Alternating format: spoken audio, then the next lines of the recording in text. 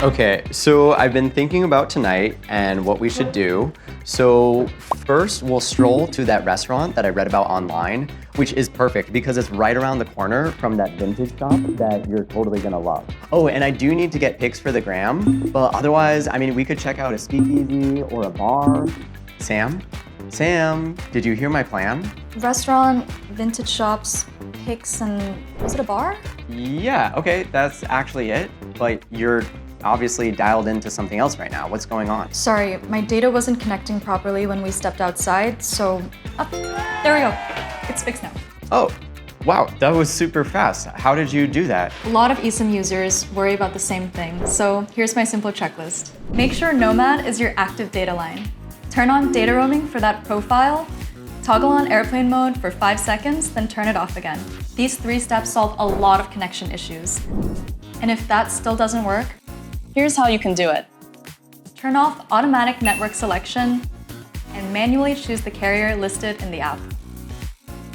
But what if I've tried all of these things and it still doesn't work? Don't worry, Nomad eSIM has 24/7 live support, and you have the option to chat with an actual person if something still isn't working. Just open the Nomad app, go to the Help Center, and from there you can send a message. Okay, that's really good to know that help is always available. But Sam, I've got a hot topic question here. How safe are eSIMs? Can they access our personal data?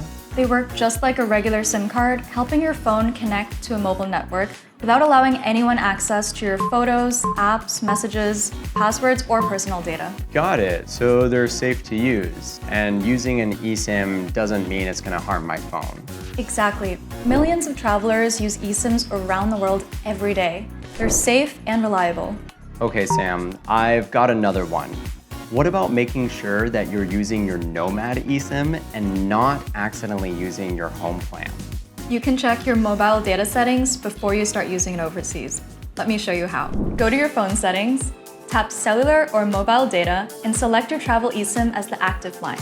Switch data roaming on for that profile only, and make sure data switching is off. If you still want to receive calls or texts, you can leave your home SIM on. Just make sure that mobile data switching is turned off. And if you really want extra peace of mind, the safest steps are to turn off data roaming on your home SIM, or just turn it off entirely. Okay, but what if someone has multiple eSIMs installed? How do they make sure that their most recent one is active?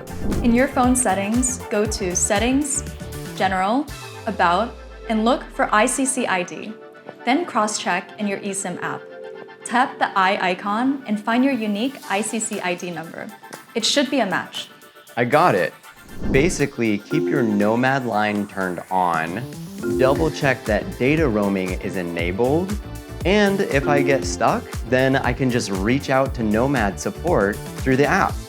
Perfect. And here's a pro tip. If you travel a lot and have multiple eSIMs installed, you can rename them by destination, like Japan or Europe. It makes your settings a lot easier to read. Oh, that's smart. Yeah, that'll totally help me avoid making any mistakes. Hey, but anyways, I did plan an entire evening. Are we gonna do this? Yes, just run me through your plan one more time. All right, sure. So we're gonna